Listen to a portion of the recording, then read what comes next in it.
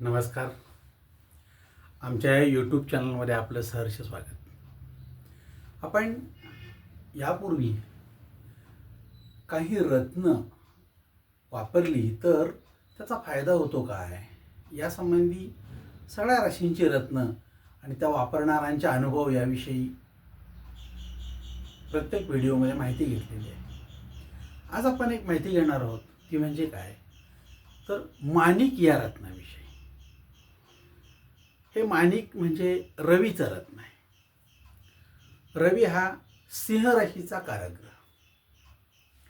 मग सिंह रास ही क्षत्रिय वर्ण आणि अग्नी तत्वाची आहे. त्या राशीचे काही तोटे होतात.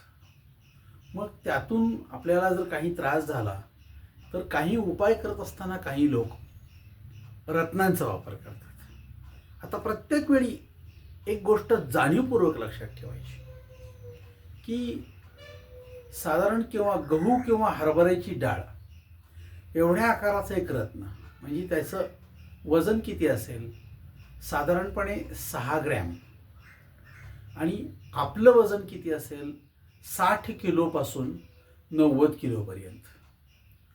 आता तेवढ्याचा आपल्यावर काय परिणाम होईल काय यासंबंधी शंका येणं शक्य आहे किंवा काही लोक टीका करणंही शक्य आहे. पण एक निश्चित ठेवायचं, हा एक मानसशास्त्रीय प्रयोग आहे.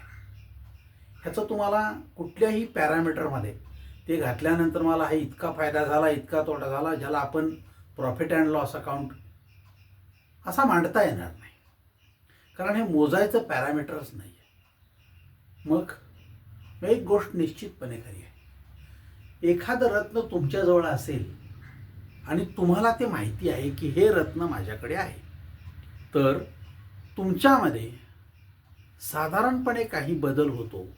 तुमच्या मानसिकतेमध्ये बदल होतो, तुमच्या राहणीमानात बदल होतो, तुमच्या वागण्यात बदल होतो, तुमच्या मनात बदल होतो आणि आपल्यामध्ये काही आंतरिक बदल घडून येतात. आणि त्या बदलामुळे निश्चितपणे आपण एक कण कालच्यापेक्षा चांगलं जगू शकतो आणि म्हणून आपल्याला त्याचे फायदे मिळतात. म्हणजे हे जाणीवपूर्वक रत्न घालून जाणीवपूर्वक आपल्यात बदल करणं हे शक्य आहे. नाही तर एखादा वेडा आहे आणि त्याला अशा या रत्नांच्या साधारणपणे 100वर खड्यांमध्ये झोपवलं किंवा त्याच्या अंगाला ते बांधले तर त्यात काय बदल होणार नाही आहे. आणि पुन्हा म्हणणार तुम्ही एका खड्यानं काय होतं, तर हा स्पष्ट बाजार आहे. तुमच्याकडे ते आहे आणि आपण ते धारण केलेलं आहे असं म्हणल्यानंतर आपल्यामध्ये ज्या काही त्रुटी आहेत त्यासाठी आपण घेतलं, मग आपल्यात निश्चितपणे बदल होणार असं जेव्हा सकारात्मकपणे आपण म्हणतो तेव्हा आपल्यामध्ये 100% बदल होतो. म्हणून कुणाच्याही सांगण्याला ते बदल फरक पडला का याला बळी पडू नका. पडतोच. आपली मानसिकता त्या दृष्टिकोनातून आपण सकारात्मक ठेवली पाहिजे आणि त्या दृष्टिकोनातून विचार करून आपल्यात बदल केला पाहिजे. ही सगळ्यात सोनं गोष्ट आहे. चला आपण बघूया आज रवीचं रत्न म्हणजे सिंह राशीचं रत्न, माणिक म्हणजे ज्याला रुबी म्हणतात, या रत्नाविषयी. आता हे रत्न जे आहे हे अतिशय हलका फेंट गुलाबी रंगाचं रत्न आहे आणि काही वेळेला हे जरासं डार्क डाळिंबी रंगाचं असं येऊ शकतं. म्हणजे खाणीतून काढल्यामुळे ह्याचे रंग वेगवेगळे असू शकतात. मग प्रत्येक सिंह राशीच्या माणसाला काही त्रास असेल तर सगळ्यांनी जर हे रत्न धारण केलं तर सगळ्यांना त्याचा फायदा होतो का? नाही होत. का होत नाही तेच आपण आज बघणार आहोत. याचं कारण असं की सिंह रास हे 3 नक्षत्रांनी युक्त आहे. मघा नक्षत्र, पूर्वा फाल्गुनी नक्षत्र आणि उत्तरा फाल्गुनी नक्षत्र ह्या 3 राशींनी युक्त आहे. मघा नक्षत्राचे सर्व 4 चरण, पूर्वा फाल्गुनी नक्षत्राचे 4 चरण आणि उत्तरा फाल्गुनी या नक्षत्राचा पहिला चरण यात अंतर्भूत आहे. मग साधारण मघा नक्षत्राच्या व्यक्तींना काही त्रास होतात. मग हे त्रास जे आहेत ते जन्म नक्षत्र हे वेगवेगळे असल्यामुळे वेगवेगळ्या पद्धतीनं होतात. पण सिंह राशीच्या सर्वच लोकांना जर त्रास झाले तर ते वेगवेगळ्या वयामध्ये होतात. का? तर वेगवेगळ्या वयात त्यांची दशा वेगवेगळी असते. म्हणून आपण या सिंह राशीच्या व्यक्तीला एखादं रत्न द्यायचं असेल किंवा रत्न धारण करायचं असेल तर माझी रास ही आहे परंतु माझं नक्षत्र कुठलं आणि त्या नक्षत्राला आत्ता कोणती दशा आहे, तर ते मला रत्न जर घेतलं आपण तर फायदेशीर होईल का तोट्यात जाईल, का नुसतं शो म्हणून मी वापरायचं, याचा विचार करून मार्गदर्शन घेऊन मग ते रत्न घालावं, कारण आपण त्याच्यावर पैसे खर्च करतो.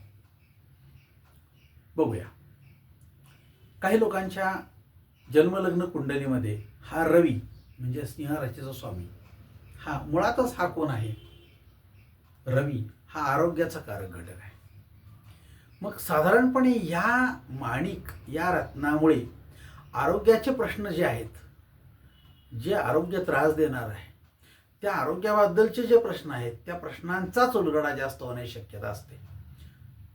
मग आता ह्यामध्ये काय आहे, याचा स्वामी रवी जन्मलग्न कुंडलीमध्ये जी 3 स्थानं मारक स्थानं म्हटलेलं आहे, षष्टम स्थान, अष्टम स्थान आणि द्वादश स्थान, म्हणजे 6वं, 8वं आणि 12वं, या स्थानात जर रवी असेल आणि तो नीचेचा आहे किंवा शत्रू घरात आहे किंवा एखाद्या चुकीच्या ग्रहाच्या बरोबर, म्हणजे उदाहरणार्थ शनी बरोबर रवी असणं, शत्रू बरोबर आहे, अशा वेळी त्या त्या घरामधील जे काही दोष आहेत ते लागू होतात, म्हणजे त्याचे फायदे मिळायच्या ऐवजी तोटे होतात. मग अशा वेळी आपण एखादं रत्न धारण करून ते कमी करण्याचा प्रयत्न करतो आणि आपल्याला त्याचा फायदा होतो. मग होतं काय, असं म्हटलं जातं की माणिक आपण धारण केल्यामुळं आपल्या मानसिकतेमध्ये बदल होतो. म्हणजे काय, ज्यांच्या लग्न कुंडलीत रवी षष्टमात किंवा अष्टमात आहे त्यांनी जर आपली रोगप्रतिकारक शक्ती कमी आहे असं जाणवलं तर त्यांनी रोगप्रतिकारक शक्ती वाढवण्यासाठी म्हणून या माणिक या रत्नाचा वापर करावा. काही लोकांचं उलट आहे, काही लोकांना निर्णय क्षमता नसते, म्हणजे काय करू हे सुचत नाही. ज्यावेळी 2 किंवा 2पेक्षा अधिक प्रश्न समोर येतात त्यावेळी निर्णय घेण्याची कुवत नसते. मग अशा व्यक्तीने सुद्धा या माणिकचा वापर करायला हरकत नाही. काही लोकांच्यामध्ये आत्मविश्वास कमी आहे, एखादी गोष्ट मी करेन किंवा नाही याबद्दल दुमत आहे, आणि जर समजा असं मनात द्वंद्व असेल तर निश्चितपणे आपल्याला त्याचा फायदा होण्याच्या ऐवजी तोटे होतात. मग आपला आत्मविश्वास वाढवण्यासाठी जर आपण माणिक रत्न वापरलं तर निश्चितपणे आपला आत्मविश्वास वाढतो. याचं कारण आपल्याजवळ माणिक आहे आणि माझा आत्मविश्वास वाढणार आहे असं आपण आपल्याला सांगितलेलं आहे. मग आपलं मन ते स्वीकारतं आणि त्या दृष्टिकोनातून झेपावतं आणि आपल्याला त्याचे फायदे मिळतात. इतकं साधं आणि सोपं गणित आहे. काही लोकांच्या पत्रिकेमध्ये हा अशुभ असताना त्याचा दुसरा एक तोटा दिसून आला, तो म्हणजे लोकांचा अहंकार वाढतो. मीपणा, मी कोण आहे हा अहंकार जागा होतो आणि तो वाढतो. त्याच वेळी मग काय होतं तर समोरच्या व्यक्तीबद्दल राग तयार होतो आणि हा राग वाढतो. म्हणून सिंह राशीच्या व्यक्ती क्षत्रिय वर्ण आणि अग्नितत्वाच्या असल्यामुळे ह्या जास्त रागीट असण्याची शक्यता असते. मग आता ह्या राग असणाऱ्या लोकांना आपल्या शरीरावर त्याचे परिणाम झालेले दिसतात. हृदय, डोळे, काही लोकांच्या अंगामध्ये पित्ताचे प्रॉब्लेम कंटिन्यू कायमस्वरूपी दिसून येतात. पित्ताचे रोग असणाऱ्या लोकांनी सुद्धा या माणिक रत्नाचा वापर केल्यास पित्त कमी झालेले दिसेल तुम्हाला. पण काळजी घेणं गरजेचं आहे, नाहीतर काळजी नाही आणि 4-5 रत्न जवळ ठेवले तर उपयोग होणार नाही. मग आरोग्य सुधारण्यासाठी जर हा मदत करत असेल तर मग काही व्यक्तींचं उलट आहे. काही व्यक्तींना एखादी त्यांची क्वालिटी असून कुठं मान सन्मान मिळत नाही अशी त्यांची तक्रार आहे. पण जर समजा त्यांनी हे माणिक रत्न वापरलं तर त्यांना मिळणारा मान सन्मान आपोआपच वाढलेला दिसतो. काही व्यक्तींना सतत वाईट स्वप्न पडतात आणि मग त्या स्वप्नांचे अर्थ शोधत अनेक ज्योतिषांच्याकडे फिरतात किंवा यूट्यूबला शोधत बसतात. मग ही वाईट स्वप्न पडू नयेत म्हणून सुद्धा हे जे माणिक रत्न आहे त्याचा काही लोकांनी वापर केलेला आहे, त्याची त्यांना चांगली फळं मिळालेली आहेत. मग या सगळ्या गोष्टींचा विचार करत असताना आपल्याकडं काही लोक आले आणि त्या लोकांनी ऑलरेडी काहींनी माणिक वापरलेला होता, काहींनी माणिक घेतलेला होता, आता वापरू का नको, आणि काही लोक मी कोणता खडा वापरू असं विचारायला येणारे माझ्याकडे दिसले मला. त्यापैकी 3 लोकांचा मी तुम्हाला संदर्भ देणार आहे. ह्या 3 लोकांच्याबद्दल मी काय अभ्यास केला आणि त्यांना काय उत्तर दिलं, तुम्ही सुद्धा स्वतःचा अभ्यास या पद्धतीनं करू शकता आणि तुम्हाला सुद्धा तुमचं स्वतःचं भवितव्य यामध्ये ठरवता येईल, घ्यावा का नको. कारण ती गुंतवणूक आहे, गुंतवणुकीनंतर तिचं मूल्य शून्य आहे. 100 रुपयाचा घ्या, 1000 रुपयाचा घ्या, 10,000 रुपयाचा घ्या मोती माणिक, काम झालं, नको असेल, आपल्याला त्रास झाला, आपल्याला लाभला नाही, तर परत विकायला गेलात तर जसं सोनं घेतल्यावर विकायला गेल्यावर 10% कमीनं विकलं जातं, तसा हा माणिक पुन्हा त्याच्या किमतीच्या 1 रुपयानं सुद्धा विकला जाणार नाही. म्हणजे 10,000 रुपयाचा घेतला तर रुपयाला पण कोण घेणार नाही, 1 लाखाचा घेतला तर रुपयाला पण कोण घेणार नाही, आणि 20 रुपयाचा घेतला तर 10 रुपयाला पण कोण 1 रुपयाला सुद्धा कोण परत घेणार नाही. म्हणजे ही गुंतवणूक पूर्णपणे आमची वाया जाण्याची शक्यता असते. म्हणून 10 वेळा विचार करायचा की आपण घेतलेलं रत्न हे आपल्याला लाभलं नाही तर आपले सगळे पैसे पूर्णपणे पाण्यात जाणार आहेत. म्हणून त्यासाठी आपल्याला मार्गदर्शनाची गरज आहे. बघूया आता आपण कोणाकोणाचा अभ्यास केला. माझ्याकडे काही लोकांच्यापैकी जे लोक आले त्यातल्या मी 3 लोकांचा आज तुम्हाला संदर्भ देणार आहे. त्यातली एक व्यक्ती आहे की जी उत्तम खेळाडू आहे, छानपैकी सकाळी 6 पासून मैदानावर प्रॅक्टिस करते आणि उत्तम खेळाडू आहे. ह्या खेळाडू व्यक्तीचं काय झालं, सतत कुठं ना कुठं तरी स्पर्धा आणि त्यासाठी बाहेरगावी जाणं हे चालू होतं, पण तिला यश काय नाही आहे. मग ह्या सारखं फिरण्यामध्ये प्रवासामध्ये गोंधळ झाला. त्या स्पर्धा असेल त्या अनावश्यक स्पर्धा, म्हणजे प्रचंड स्पर्धेमध्ये भाग घेऊन सुद्धा सारखं डोक्यात तेच वेळ. परंतु ह्या आजारपणामुळे काही ना काही म्हणजे सतत प्रवास केल्यामुळे काय झालं, खाण्यावर बंधन आली, पाणी, अन्न, झोप कमी, त्यानंतर व्यायाम जास्त, रोज वेगळी हवा, वेगवेगळी गावं, ह्या सगळ्यामुळं त्यांच्या शरीरावर म्हणजेच प्रकृतीवर परिणाम झाला. आणि प्रकृतीवरचा परिणाम म्हणजे रवी, म्हणजे मग माणिक घालायचा. मग ह्या व्यक्तीनं माणिक विकत घेऊन घातला. विकत घेऊन घातल्यानंतर त्यांना काहीही फरक पडलेला दिसला नाही. आणि मग कोणीतरी म्हणलं की तू विकत घेताना विचारायला पाहिजे होतं. मग ते माझ्याकडे आले. मग आपण बघूया की यांचं वय आहे 22. ह्या खेळाडूनं तो विकत घेतला आणि तो थोडा नाही, साधारण 25-1 हजाराच्या आसपासचा विकत घेतला होता आणि सोन्यात घातला होता. म्हणजे सोन्यात त्यावेळेला त्याला एक 40-1 हजार रुपये खर्च आला असेल सोन्यासाठी. म्हणजे 60-65 हजार रुपये खर्च केले आणि तो माणिक घातला. आणि नंतर ते लाभला नाही. म्हणजे प्रॉब्लेम असा आला की तो कुठंतरी हात आपटल्यामुळे फुटला. मग आता तो टाकून दिला तरी उपयोग नाही आणि ठेवला तरी उपयोग नाही, तरी पण दुसरा घ्यावा किंवा बदलावा यासाठी ते माझ्याकडे आले होते. मग आम्ही त्याचा शोध घेतला. बघूया काय ते. वय वर्ष 22. बघा, वय वर्ष 22 असणार आहे. हे स्पर्धा आणि आजारपण यामध्ये सारखे प्रॉब्लेम येऊ लागले. मग आम्ही त्यांचा अभ्यास केला. हे नक्षत्र मघा, पहिली महादशा आहे केतूची 7 वर्ष, वय वर्ष 7 पर्यंत. शुक्राची महादशा 20 वर्षे 27 वर्षापर्यंत. त्यानंतर सूर्याची महादशा 6 वर्ष, 27 + 6 33 वर्षापर्यंत. त्यानंतर चंद्राची महादशा 10 वर्ष, 33 आणि 10 43 पर्यंत. 43 नंतर मंगळाची दशा 7 वर्ष, 50 पर्यंत. याप्रमाणे ते हिशोब असेल. आता प्रत्येक माझ्या या व्हिडिओमध्ये मी त्यांची महादशा जी आहे त्या महादशेनुसारच त्यांचा अभ्यास करतोय. कुठंतरी तुमच्या डोक्यात असेल की हे असं का, महादशेचाच का अभ्यास करतात, बरोबर आहे. तर माहिती असं तर तुम्हाला मध्येच तुम्हाला कुठंतरी एक व्हिडिओ मिळेल की ज्या व्हिडिओमध्ये मी कालनिर्णय आणि ज्योतिषशास्त्र याबद्दलचा खुलासा केलेला आहे. तर ह्या कालनिर्णयामध्ये निर्णयाला एखाद्या येत असताना काळांचा विचार कसा करावा याबद्दल ज्योतिषशास्त्रामध्ये जी मतांतर आहेत, ती जी 40-45 मतं आहेत, त्यामध्ये 3 मतांना सार्वजनिक मान्यता गेली. ती तीनही एकसारखी नाहीत, ती वेगवेगळे आहेत. एकाला म्हणतात विषोत्तरी महादशा, एकाला म्हणतात अष्टोत्तरी महादशा आणि एकाला म्हणतात योगिनी महादशा. त्यामध्ये सर्वात चांगला प्रकार कुठला तर तो विषोत्तरी महादशा. म्हणून मी तो स्वीकारलेला आहे आणि मी त्या पद्धतीने बघतो. आता हा चांगला का हे तुम्हाला बघायचं असेल तर तुम्ही त्या व्हिडिओमध्ये जाऊन नेमका ती परिस्थिती काय आहे, म्हणजे कालनिर्णय का असतो आणि कशासाठी आहे आणि तो कसा ज्योतिषामध्ये आला याबाबत तुम्ही खुलासा विचार घेऊ शकता. त्याबाबत अतिशय स्पष्टीकरण चांगलं दिलेलं आहे त्यामध्ये. आता प्रश्न असा आहे की 22 वर्षाचा खेळाडू आहे हा. याचा जर विचार केला मी तर असं लक्षात येतं की 7 केतू, 20 शुक्र, 27व्या वर्षापर्यंत त्याला शुक्राची महादशा होती. 27व्या वर्षापर्यंत शुक्राची महादशा होती. जर तो पूर्वा फाल्गुनी नक्षत्राचा असता तर त्याला 26व्या वर्षापर्यंत सूर्याची महादशा आहे, म्हणजे रवीची.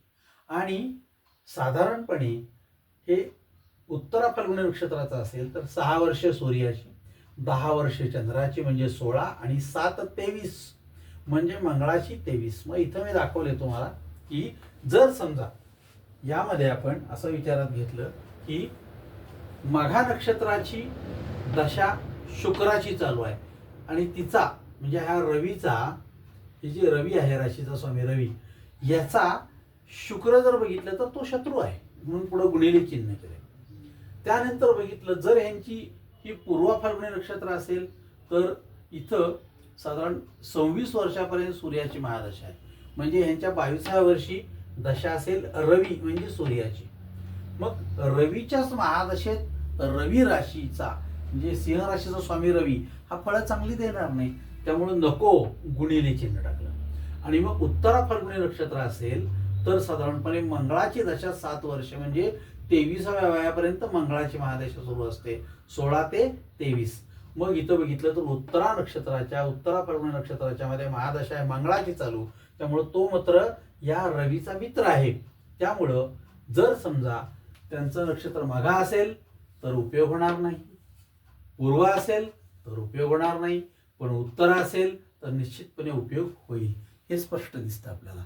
मग आम्ही जेव्हा त्यांची रास नक्षत्र चरण जन्मतारख्या वेळाप्रमाणे कुंडली काढून बघितली तेव्हा असं लक्षात आलं की त्यांची दशा आहे उत्तरा म्हणजे मंगळ. मग असं का झालं, त्यांचं ते फुटलं का, त्यांनी ते घातलं होतं का? होय घातलं होतं, परंतु त्यांच्या हातातला तो खडा फुटला. फुटल्यामुळं काय झालं, त्यांना तो लक्षात आला, घातल्यानंतर 15 दिवसात तो हातातून फुटला. हा चांगला उत्तम क्रिकेटियर. मला सांगा, ज्यावेळी हा हात आपटतो किंवा हाताला जोरात लागतं, मारतो, फेकतो, थ्रो करतो, तेव्हा तो हात कुठेतरी आपटला गेला असला पाहिजे आणि हातातला तो खडा आहे तो तुटला असला पाहिजे. जेव्हा प्रॅक्टिस करतात खेळाडूंची कॅच वगैरे घेण्याची, अशा वेळी तो त्याला कुठेतरी धक्का लागला असेल, म्हणून हा जरी मंगळ असला आणि तो जरी त्या रवीचा मित्र असला तरी सुद्धा त्याला तो खडा लावला नाही, कारण त्याच्या डोक्यात सारखं होतं की माझ्या हातातला खडा फुटलाय, माझ्या हातातला खडा फुटलाय, आणि मग त्याला त्याचा उपयोग झाला नाही आणि त्याचा आजार पण तसंच सतत वाढत गेला आणि शेवटी त्याला खेळ सोडावा लागला. म्हणजे तुमच्याकडे ते रत्न असून ते फुटलेलं असून आपलं मन सारखं सांगतंय की तो फुटलेला आहे आणि मला उपयोग नाही, मग त्याचा उपयोग झाला नाही. म्हणजे इथं मानसशास्त्र काय काम करतं, जर तो तुमच्याकडे आहे पण तो योग्य आहे काय, मी त्याची काळजी घेतोय काय, ह्याही गोष्टी तितक्याच महत्त्वाच्या आहेत. दुसरं आहे, वयवर्ष 45च्या एक गृहिणी आहेत, त्यांच्या शरीरात पित्ताचे खडे झालेले आहेत. त्यांच्या मिस्टरांनी त्यांना सगळ्या चांगल्या डॉक्टरांच्याकडे दाखवलं, सगळं केलं, पण काय फार फरक पडलेला नाही. ते खडे तसेच आहेत, कमी होतात पुन्हा वाढतात, कमी होतात पुन्हा वाढतात. मग त्यांना 20,000 रुपये किमतीचा एक खडा, हा माणिक, हा कुणीतरी आणून दिला आणि तो सोन्यात मस्तपैकी त्यांनी छान करून घातला, तरी सुद्धा काय फरक पडला नाही. म्हणून मग त्या एकदा सहज माझ्याकडे पत्रिका घेऊन आल्या की काय करायचं. आणि मग जेव्हा आम्ही त्याचा विचार केला तेव्हा असं लक्षात आलं की ह्यांचं वय आहे 45, वय 45. जर त्यांचं मघा नक्षत्र असेल तर मंगळ याची दशा आहे 43 ते 50 पर्यंत, त्यामुळं 45ला त्यांची दशा आहे मंगळाची 7 वर्ष.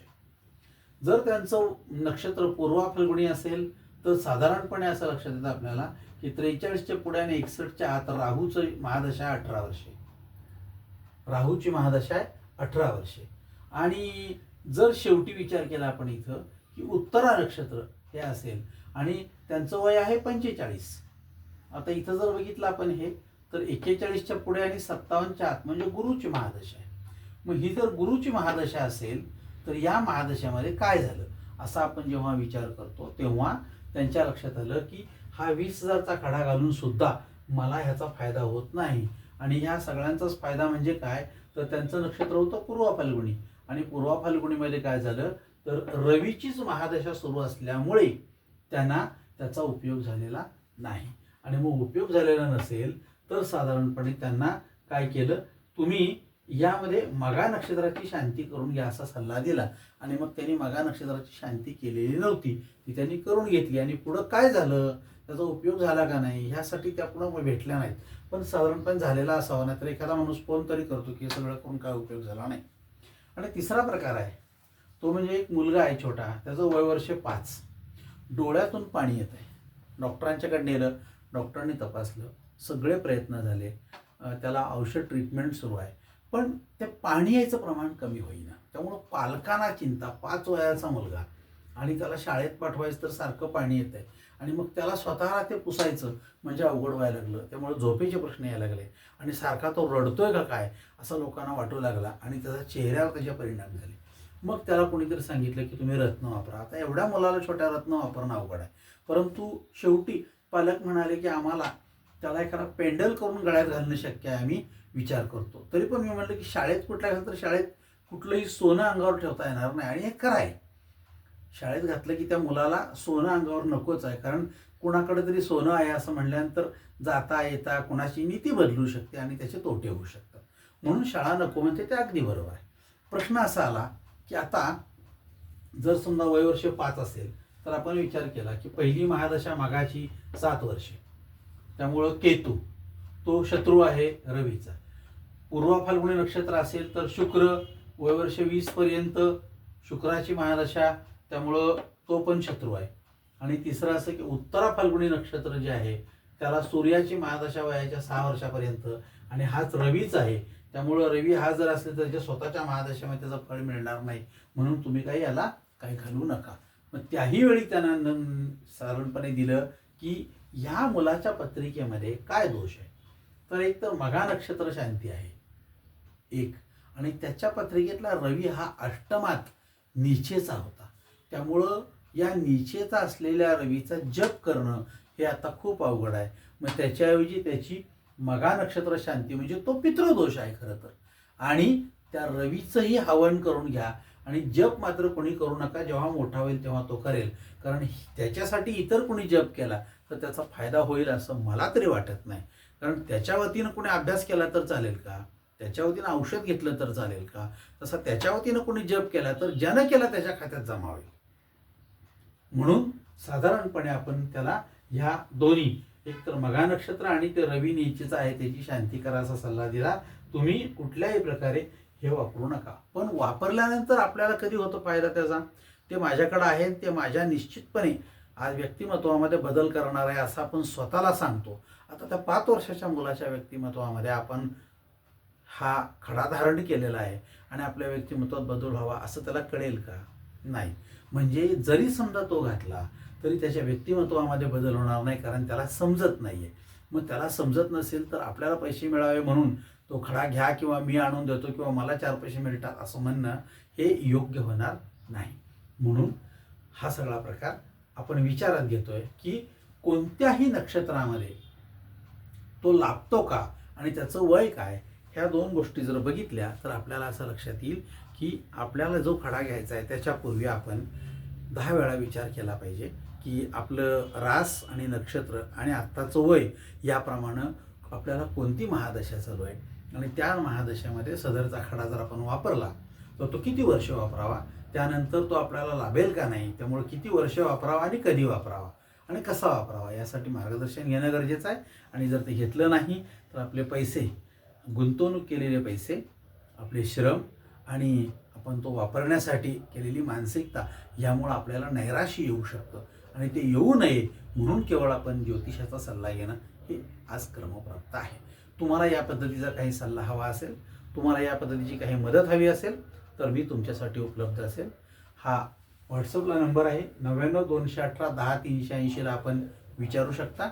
आपली रास नक्षत्र चरण माहीत नसेल, जन्मतारीख वेळ आणि नाव देऊन स्त्री का पुरुष हे सांगून आपल्याला नेमकी काय गरज आहे हे सगळं लिहून मला सांगू शकता. सशुल्क मार्गदर्शन केलं जाईल. आपण जर पाठवलं तर आम्ही आपल्याला ते सगळं व्यवस्थित लिहून त्याचं एक पत्र तयार करून आपल्याला दिलं जाईल की आपण या प्रकारचा खडा जो आहे तो वापरू शकता, इतक्या कॅरेटचा आणि इतके दिवस तुम्हाला तो लाभदायक का आहे, तर तुमची नक्षत्र कुठला आहे, त्याची आत्ता दशा कुठली आहे, ते कधीपर्यंत असणार आहे, हे सगळं तुम्हाला तुमच्या जागेला म्हणजे तुम्ही जिथून पाठवलं तिथून तुम्हाला हे मिळणार आहे. प्रयत्न करा. जर गरज असेल तर आपण आमच्याशी संपर्क साधू शकता किंवा तुमचे काही गुरुजी असतील तर तुम्ही तिथं सुद्धा विचारू शकता. त्याला काही अडचण नाही. फक्त तुम्हाला योग्य मार्गदर्शन मिळणं हीच काळाची गरज आहे. तुम्हाला जर व्हिडिओ आवडला लाईक करा, सबस्क्राईब करा किंवा शेअर करा. ज्योतिषविषयक कामासाठी कोणतंही काम असो, कोणतंही जर तुम्हाला कधी गरज पडली तर तुम्ही त्या बाबतीतलं मार्गदर्शन आमच्याकडून घेऊ शकता. प्रयत्न करा. चांगलं छान मार्गदर्शन मिळून आपलं आयुष्य चांगलं सुंदर आनंदी व्हावं यासाठी आम्ही प्रयत्न करतो. आपणही ते प्रयत्न करून निश्चितपणे आनंदी जगाल अशी मला अपेक्षा आहे. थांबूया.